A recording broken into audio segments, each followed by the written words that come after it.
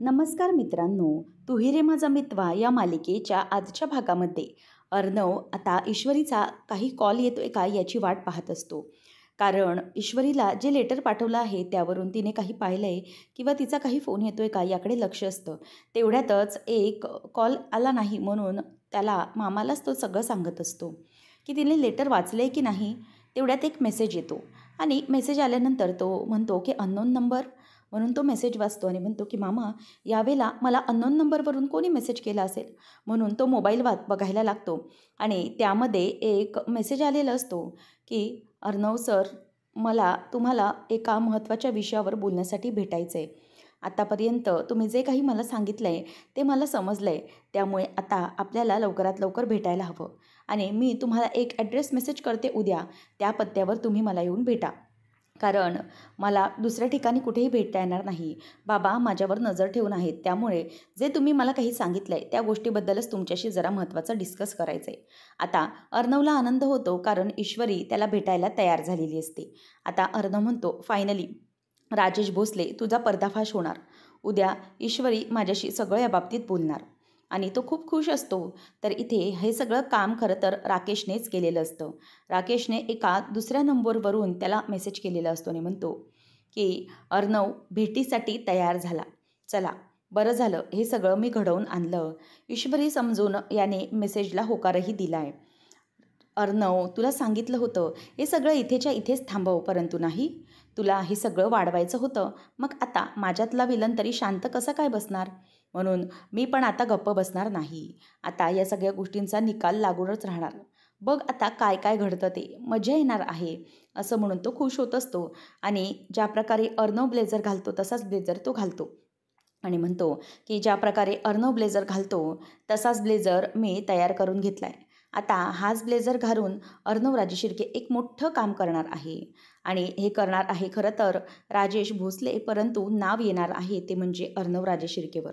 खरं तर आत्तापर्यंत अर्णवला मी खूप वेळा समजावलं परंतु तो काही समजू शकला नाही. आता हे सगळं कुठल्या प्रकरणाला जाईल हे मला काहीच सांगता येणार नाही. आता इथे बँगलोरला असेल खोटा राकेश, परंतु खरा राकेश हा मुंबईला असेल, असं तो म्हणत असतो. नंतर ईश्वरी ही बाहेर बसलेली असताना अर्णवच्या आठवणी तिला येत असतात. तेव्हा अर्णव कशाप्रकारे तिचा पाय मुरगळल्यावर पाय सरळ करून देतो आणि ईश्वरी पडत असते तेव्हा तिला तो सावरून धरतो आणि नंतर कशाप्रकारे देवीची पूजा असताना शिवपार्वतीची ते दोघंही जात्यावर दळण दळत होते हे सगळं आता तिला एक एक करून आठवत असतं. ईश्वरी त्याच आठवणींमध्ये रमलेली असते. तेवढ्यातच तिथे नमू येते आणि नमू तिला विचारते की काय गं, काय झालं? तेव्हा ती म्हणते की काहीच नाही. मग त्यानंतर ईश्वरी म्हणते की ताई, खरं तर तू मगाशी बाबांना जे काही सांगायला जाणार होतीस ते नाही सांगितलंस, ते खरंच खूप बरं झालं. आणि बरंच तू बोलणार होतीस ना हे सगळं, पण नको बोलूस. तेव्हा मग नमू म्हणते की नाही, मी नाही बोलली आहे, परंतु ना मला असं वाटतं आहे की हे सगळं ना खरंच खूप विचित्र वळणाला जातं आहे. खरं तर माझं म्हणणं एकच आहे की त्या दिवशी जे काही घडलं ना ते घडायला नको हवं होतं. माझं आकाश सरांशी बोलणं झालं. आकाश सरांशी बोलणं झाल्यानंतर माझ्या एक गोष्ट लक्षात आली की आपल्या बाबांबद्दल आणि तुझ्याबद्दल त्यांच्या मनात, म्हणजेच त्या घरातल्यांच्या मनात जराशी कटुता आहे. किती काही झालं तरी ते होणारच ना, कारण त्यांच्या मुलावर बाबांनी हात उचलला होता. त्यावेळेला ईश्वरी म्हणते की हो, मी त्यांचं म्हणणं अगदीच समजू शकते. त्यांना काय वाटतंय ते मला समजतंय, परंतु मी काय करू ताई? तुला माहिती आहे ना, अलीकडे अर्णव सरांचं वागणंही खूप अजीब आहे. तेही खूप अजीब वागतायत, म्हणजे अगदीच चिडतात, वाकवतात, नीट काही ते ऐकूनच घ्यायला तयार नसतात ते. त्यावेळेला मग आता ती म्हणते की हो, तुझं म्हणणं योग्य आहे, परंतु त्यांनाही सगळ्यांना खूप वाईट वाटलं असणार आहे ना या गोष्टीचं. ठीक आहे, जाऊ देत, परंतु आता काय करणार? या सगळ्या गोष्टींना आपण महत्त्व दिलं तर काहीही हरकत नाही. म्हणजे काय ना, आता तू या गोष्टींकडे लक्ष देणारच नाही आहे. तुझं वेगवेगळं आयुष्य सुरू झालं आहे, परंतु आता या गोष्टींकडे बघण्याला काहीच दृष्टिकोन नाही आहे ना. मग त्या दोघींचंही त्या बाबतीत बोलणं होतं आणि ईश्वरी म्हणते की मला तसं अगदीच म्हणायचं नव्हतं. जे काही घडलं आहे त्या बाबतीत मलाही वाईट वाटतं आहे. खरं तर बाबांचंही चुकलं होतं, परंतु अर्णव सर तेही ऐकून घ्यायलाच तयार नव्हते. मग मला हे वाटतं आहे ना की हे अचानक काहीतरी घडलं आहे, ते वेगळंच घडलं आहे. या सगळ्या गोष्टींमुळे खरं तर ना मला त्रास होत असतो, परंतु मी काय करणार आहे ना, माझं मला समजत नाही आहे. तेव्हा नमू म्हणते की ठीक आहे, जाऊ दे, आता या गोष्टींचं टेन्शन तू डोक्यावर घेत बसू नको. किती काही झालं तरीही अर्णव सर हे या गोष्टींना मागे घेऊ शकत नाही आहेत किंवा तू हे करू शकत नाही आहेस. त्यामुळे तुझ्या ज्या मनाला वाटेल तसंच तू वाग. त्यामुळे किती काही झालं तरीही या गोष्टी आता काही थांबू शकणार नाहीत. ईश्वरी म्हणते की मलाही एकच गोष्ट समजायची की अर्णव सरांनी त्यावेळेला थोडं समजून घेतलं असतं तर जरा बरं झालं असतं नाही. परंतु नाही, त्यांना काही ऐकूनच घ्यायचं नाही. ते पण काही कमी हट्टी नाही आहेत असं ईश्वरी आता तिला समजावत असते. आता हे सगळं बोलल्यानंतर ईश्वरी आणि नमू दोघींमध्ये कट्टी संपलेली असते आणि बट्टी झालेली असते. ईश्वरी म्हणते की बट्टी, तेव्हा मग ती म्हणते की हो बट्टी. आणि मग दोघीजणी एकमेकींना जवळ घेतात, कारण दोघीजणींचं आता सगळं पॅचअप झालेलं असतं. सगळा राग निघून गेलेला असतो. नंतर राकेश हा एका माणसाला त्याच्यासारखंच हुबेहूब तयार करून बोलावतो आणि त्याचा चेहरा वगैरे बघतो आणि म्हणतो की ठीक आहे, चालेल. आता तुला एक काम करायचं आहे, ते म्हणजे या हॉटेल रूममध्ये तुला असंच इथे बसायचं आहे. राकेश भोसले म्हणून, लक्षात ठेव, राजेश भोसले म्हणून. आणि तुला कोणीही ओळखलं नाही पाहिजे. इथे असंच बसून राहायचं, मी जोपर्यंत सांगत नाही तोपर्यंत. तेव्हा मग आता दुसरा माणूस म्हणतो की हो साहेब, अगदी तुम्हाला हवं आहे तसं याला मी इथे रेडी करून आणलं आहे, कोणीही ओळखू शकणार नाही. लक्षात आलं? त्यावेळेला मग तो म्हणतो की अगदी उत्तम. पण तुला काय करायचं हे तुला माहिती आहे ना? कोणीही तुला तुझी ओळख विचारली तर तू काय सांगणार की मी राजेश भोसले आहे. आलंय का लक्षात? काही झालं तरी ही ओळख स्वतःची थोड्या वेळासाठी विसरायची नाही. जोपर्यंत मी सांगणार नाही ना तोपर्यंत ह्या हॉटेल रूमच्या बाहेर पडायचं नाही. तुला इथे माझ्या नावाने राहायचं आहे. आता थोड्याच वेळात माझी फ्लाईट असणार आहे, त्यामुळे तुला इकडचं सगळं हँडल करायचं आहे. हे घे, हा माझा फोटो आणि हे माझं ओळखपत्र. त्यामुळे कोणीही सांगितलं तरीही असंच सांगायचं की मीच राजेश भोसले. मग तो माणूस म्हणतो की साहेब, जर कोणी मला इथे ओळखलं तर, किंवा तुम्ही तिथे खुनापुण्याच्या प्रकरणात मला इथे अडकलं तर? मला काही समजत नाही. मी इथून हॉटेलमधून थेट जेलमध्येच जायचो. तेव्हा राजेश म्हणतो की हे बघ, जास्त बोलण्याचं काम नाही आहे. आपल्या धंद्यामध्ये हे असले प्रश्न विचारायचे नाहीत. आलेत लक्षात? पैसे मोजलेत मी, लक्षात आलं आहे. त्यामुळे आता पुढे जास्त काही बोलायचं नाही. चल निघ तिथून, असं म्हणून तो त्याला तिथे बाजूला जायला सांगतो. आणि आता राकेश विचार करतो की नाही, काही झालं तरीही मला ह्या गोष्टी मॅनेज केल्या पाहिजेत. तो आता स्वतःच्या निर्णयावर खूपच खुश असतो. म्हणतो की चला अर्णव राजे शिर्के, काय आहे, तुमच्याच पैशांनी मी तुमचीच वाट लावायला तयार झालेलो आहे. आता तो दहाचा ग्लास भरतो आणि म्हणतो की चला, अर्णवच्या पैशावर ऐशोआराम करतोय, परंतु या सगळ्यामुळे अडकणार आहे अर्णव राजे शिर्केच. आता याला मी कसं सांगणार की ह्याला मी कसं अडकवणार आहे ते. काही झालं तरीही या अर्णवला मी असा सोडणार नाही आहे आणि या सगळ्या गोष्टीत तो अडकला पाहिजेच. आणि किती समजावलं तरीही त्याच्या लक्षात आलं नाही. आता त्याच्या लक्षात येईल, या राजेश भोसलेशी पंगा घेण्याची काय गोष्ट आहे. तू तुझ्या बिझनेस स्कूलमध्ये शिकला असशील, परंतु मी पण माझ्या या गुंडेगर्दीच्या लाईनमध्ये भरपूर काही शिकलो आहे, बिझनेस ट्रिक्स. त्यामुळे किती काही केलं तरीही तू माझ्या वरचढ कधीच ठरू शकणार नाही. मला जे करायचं आहे ते मी करणारच, असं तो म्हणतो. दुसऱ्या दिवशी सकाळी ईश्वरीचा मेसेज आल्याबरोबर अर्णव त्या पत्त्यावर निघालेला असतो. आणि मग मामा म्हणतो की अर्णव, अरे तू जा त्या पत्त्यावर, व्यवस्थित वेळेवर पोहोच. आणि तुला माहिती आहे का, तो राजेश भोसले तिथेच हॉटेलच्या रूममध्येच दारू ढोसत बसला आहे. तेव्हा अर्णव म्हणतो की मामा, डोंट वरी, काहीच हरकत नाही आहे. आपण त्याच्यावर काही अवलंबून राहिलेलो नाही आहे. त्याला जे काही करायचं आहे ना ते करू देत. आणि आपण एक चांगला लॉयर अपॉइंट करूया, त्याच्यामुळे आपलं काहीच काम होणार नाही आहे. खरं तर एक चांगला लॉयर अपॉइंट केल्यानंतर आपलं सगळं काम व्यवस्थित होईल. आपल्याला फक्त त्याला तिकडे अडकवून ठेवायचं आहे, दॅट्स इट. बाकी काही करण्याची गरज नाही. मामा म्हणतोय की ठीक आहे, तो जा तिला भेटायला आणि लक्षात घे, तिला आज सगळं काही ते खरं खरं सांगून टाक. आणि हो, लक्षात आलं आहे का, तुला तिला खरं सांगायचं आहे आणि ते म्हणजे सगळं, म्हणजे सगळंच. आलं आहे लक्षात? असं आता तो त्याला टोमणा मारतो, म्हणजेच ईश्वरीला तुझं तिच्यावर प्रेम आहे हेही तू सांग, असं खरं तर मामाचं बोलणं असतं. मग नंतर अर्णव त्या गोष्टीवर काहीच न बोलता गालातच आता हसतो आणि म्हणतो की हो मामा, आता मला राकेश भोसलेचा पर्दाफाश ईश्वरीसमोर करायचाच आहे, असं म्हणून मामाला आता तिथेच उभं ठेवून तो निघून जातो. आणि मामा म्हणतो की चल अर्णव, ठीक आहे. असं म्हटल्यानंतर इथे आता मामा म्हणतो की जा, व्यवस्थित जा आणि ईश्वरीला सगळं काहीतरी खरं सांगून टाक. आता अर्णव तिथून निघून गेल्यानंतर मामा देखील घरात निघून जातो. अर्णव आता स्वतःची ईश्वरीला भेटण्यासाठी गाडी काढतो. आणि त्याच वेळेला इथे आता राजेशने मुंबईला येऊन दुसरी तशीच गाडी तयार केलेली असते. आता तशीच सेम अर्णवसारखे number plate, same model, same version आणलेलं असतं. तेव्हा मग राजेश म्हणतो की सेम अर्णवसारखी नंबर प्लेट अगदी व्यवस्थित रे हुबेहूब. तो म्हणतो की हो साहेब, 101% तशीच गाडी आणली आहे. कोणी समोर उभं केलं किंवा त्या अर्णवला पण समोर उभं केलं तरीही त्याला स्वतःची गाडी ओळखता यायची नाही, इतकी सेम टू सेम कार मी तयार करून आणली. तेव्हा मग आता राजेश खुश होतो आणि म्हणतो की चला बरं झालं, आता या गाडीने मी माझं काम करणार आहे. आणि हो, एक गोष्ट तुम्हाला लक्षात ठेवायची आहे, तुमचे पैसे तुम्हाला अगदीच चोख मिळतील, अजिबात घाबरण्याची गरज नाही आहे. असं आता राकेश त्यांना बोलतो आणि म्हणतो की हो साहेब, तुमचं काम करून घ्या, मग आपण नंतर बघूया. आता राकेश मनातल्या मनात खुश होतो की चला, आपलं काम तर आज होणार आहे. आणि तो म्हणतो की जावई बापू आता तुमचं काम करणार आहेत. खरं तर माफ करा सासरेबुवा, तुमच्या हातून तुमच्यासाठी हे सगळं करावं लागतं आहे, परंतु काय करणार, मला त्या अर्णवला अडकवायचं ना. काही झालं तरीही सासरेबुवा आज या जगात नसणार आणि हा सगळा आळा हा त्या अर्णववरती येणार. ईश्वरी चहा पीत बसलेली असते तेव्हा नमो म्हणते की आई, अद्रकवाली आजची चाय एकदम मस्त बनली. मग ती म्हणते की हो ना.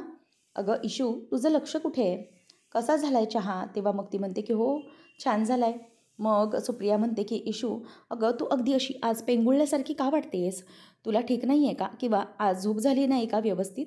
ती म्हणते की नाही आई, तशी झोप वगैरे झाली आहे.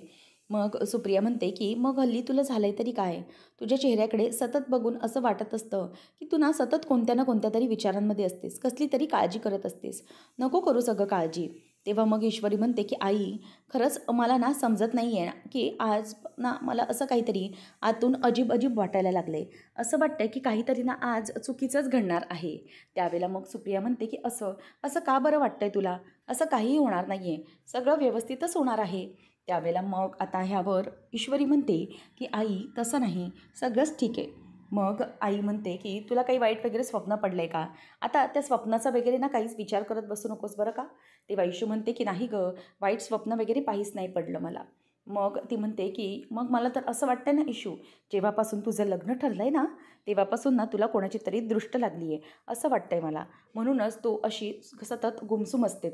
तेव्हा मग ईश्वरीने असं बोलल्याबरोबर म्हणते की आई, तुझं पण ना आपलं काहीतरीच असतं, मला तरी जरा ना वेगळंच वाटतं, तू उगीचच कसला तरी दुसराच विचार करत असते, असं काही नाही आहे बरं, असं ईश्वरी तिला आता बोलून दाखवते.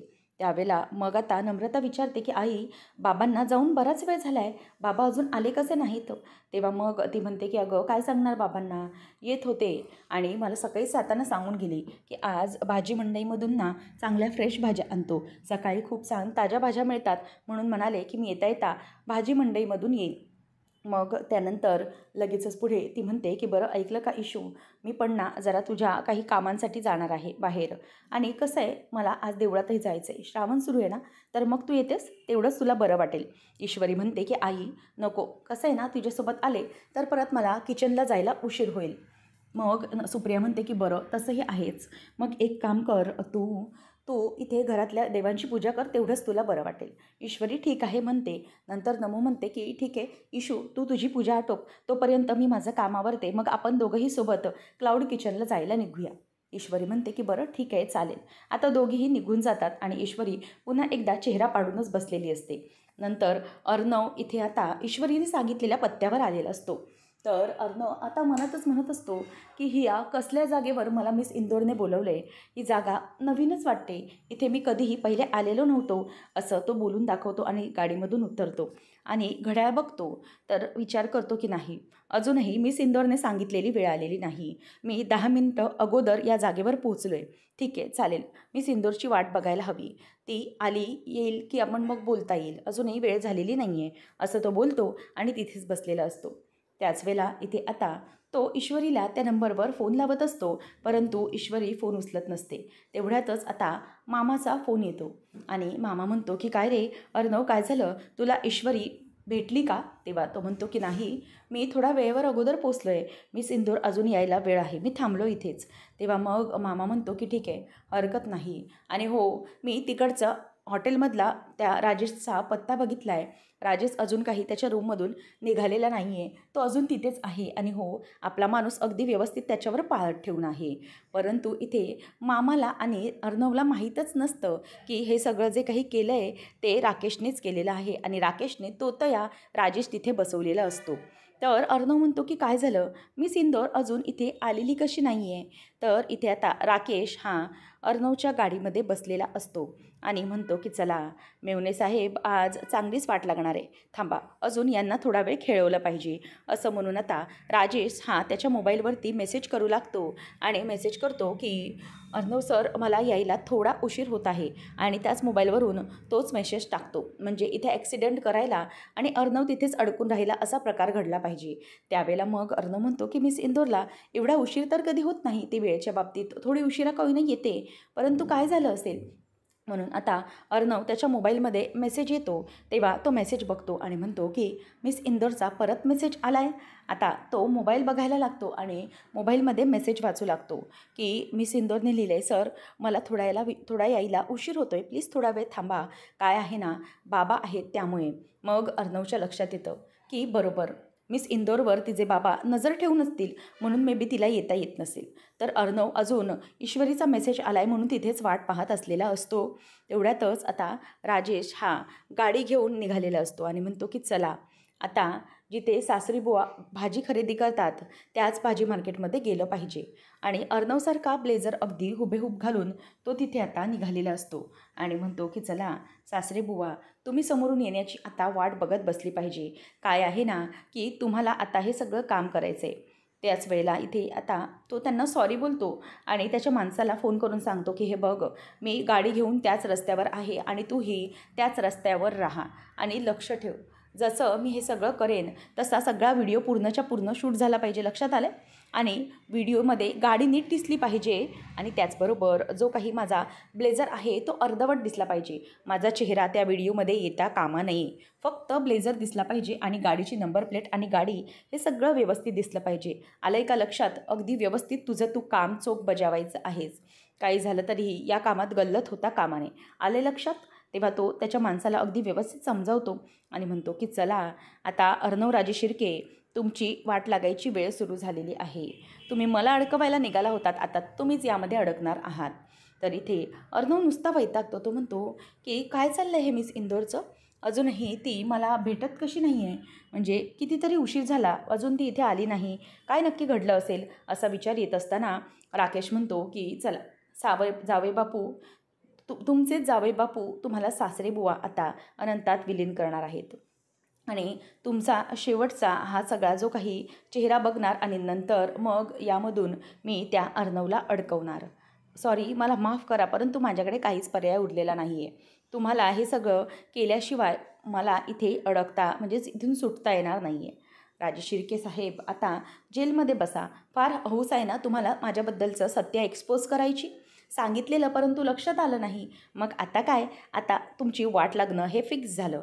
काही झालं तरीही तुम्हाला मी असं आता सोडणारच नाही आहे आणि सरळ तुमची एंट्री आता पोलीस स्टेशनमध्ये होणार. तुम्ही पूर्णपणे अडकणार, करिअर बर्बाद होऊन जाणार. सांगितलेलं ऐकता आलं नाही, मग हेच आता घडणार आहे असं आता राकेश मनातच बोलत असतो.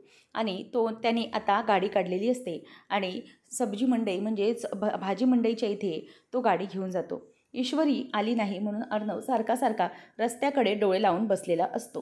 त्याच वेळेला तिथून आता राकेश हा गाडी काढतो आणि पूर्णपणे त्याने अर्णवसारखीच तयारी करून ठेवलेली असते. आता समोरून तिथून कोणी येतंय की नाही याची वाट तो पाहत असतो. ईश्वरी इथे देवपूजा करत असते आणि त्याच वेळेला पूजा झाल्यानंतर तिचं लक्ष हे दिव्याकडे जातं. तेव्हा तिने पेटवलेला दिवा हा विझलेला असतो, त्यामुळे तिला त्याचा जबरदस्त धक्का बसतो. ती आता म्हणते की देवा, हे सगळं काय आहे? आणि तिला आता धक्का बसतो म्हणून ती देवाचा दिवा परत पेटवते आणि घाबरते. म्हणूनच तिच्या डोक्यामध्ये आता बाबांचा विचार येतो. म्हणून ती पटकन मोबाईल घेते आणि तिच्या बाबांना म्हणजे संजयला कॉल करते आणि म्हणते की हॅलो बाबा, तुम्ही कुठे आहात? आता संजय भाजी घेऊन रस्त्यावरून चाललेलाच असतो. तो म्हणतो की अगं इशू बेटा, हे काय, मी रस्त्यावरच आहे, इथे सब्जी मंडईकडे भाजी घेतली गं ताजी, आणि आता हे काय घरीच येतोय. ईश्वरी म्हणते बाबा तुम्ही ठीक आहात ना? तेव्हा तो म्हणतो की हो बेटा मी ठीक आहे, काय झालं? तेव्हा मग ईश्वरी म्हणते की तसं नाही, तुम्हाला पाहायचं होतं म्हणूनच फोन केला होता, बाकी काही नाही. तेव्हा मग बाबा म्हणतात की हो हरकत नाही, काळजी करू नकोस. हे काय, मी आता घरीच पोचतोय, अजिबात घाबरण्याची गरज नाही, येतोच आहे मी, असं बाबा आता तिला बोलतात. ईश्वरी म्हणते की ठीक आहे बाबा, तुम्ही या पटकनी, मी वाट बघते. तेवढ्यातच आता त्याचा कॉल चालूच असतो आणि समोरून जो राजेशचा माणूस असतो तो माणूस तो व्हिडिओ शूटच करत असतो. तर इकडे तो त्याच्या गाडीवर बसून पूर्ण व्यवस्थित व्हिडिओ शूट करत असताना समोरून आता गाडी येत असते. आता ती गाडी येत असताना राकेश हा अगदी भरधाव वेगाने ती गाडी आणत असतो आणि संजयचं लक्ष गाडीकडे जातं. तो घाबरलेला असतो. तेवढ्यातच इथे आता राजेश हा जोरातच गाडी घेऊन येत असतो आणि ईश्वरीच्या बाबांना तो जोरात धडक देतो आणि धडक दिल्यानंतर ते तिथे जोरात आई गं असं बोलून खाली कोसळतात आणि त्यांचा फोन खाली पडतो. भाजी हातातली फोन सगळं काही खाली पडतं आणि ते तिथेच रस्त्यावर खाली कोसळतात.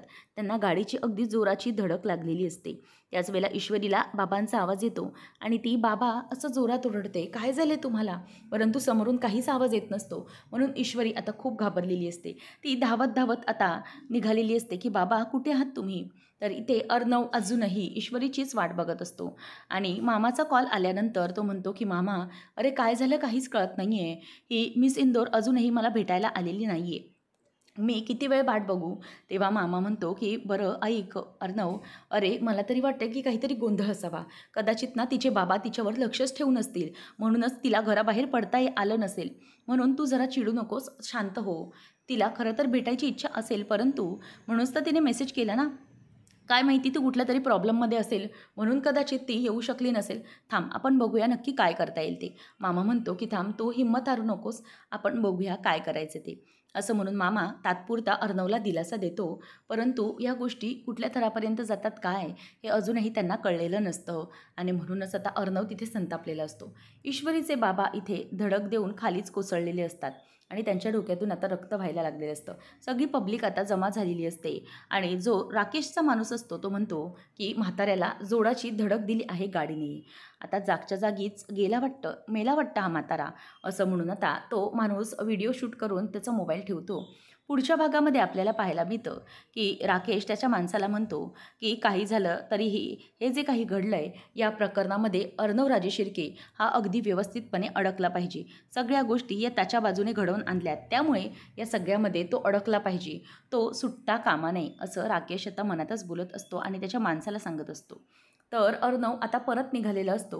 ईश्वरीला खूप भडकलेला असतो आणि म्हणतो की मिस इंदोर, या बाबतीत ना मी तुला कधीही माफ करणार नाही. तू आज जे काही केलंस ना त्यामुळे मी कधी हे सगळं विसरू शकणार नाही आहे. तेवढ्यातच ईश्वरीकडे आता मोबाईलमध्ये बाबांच्या अपघाताचा व्हिडिओ आलेला असतो आणि तो व्हिडिओ पाहिल्यावर ती जोरात बाबा असं ओरडते आणि गाडीत व्हिडिओ बघते. गाडीचा व्हिडिओ बघत असताना तिच्या लक्षात येतं की ही अर्णवची गाडी आहे. मग ईश्वरी म्हणते की अर्णव सरांची गाडी? याचा अर्थ अर्णव सरांनी बाबांना जोरात धडक दिली आहे. बाबांचा अपघात अर्णव सरांनी घडवला आहे. हे ऐकल्यावर आता ईश्वरीला धक्काच बसतो आणि तिथल्या तिथेच खाली कोसळते आणि खाली बसते. आता ईश्वरीला यामुळे जबरदस्त धक्का बसलेला असतो. घरात कोणीही नसतं आणि ईश्वरी खूप आता घाबरलेली असते. मग आता पुढे नेमकं काय करणार आहे? अर्णवने अपघात केल्यामुळे ईश्वरी ही अर्णवच्या बाबतीत नेमका काय निर्णय घेईल आणि अर्णव या सगळ्यात अडकेल का? हे पाहणं अगदी रंजकतेचंच ठरणार आहे. अशाच मालिकांचे अपडेट्स जाणून घेण्यासाठी आजच आपल्या चॅनलला सबस्क्राईब नक्कीच करा. धन्यवाद.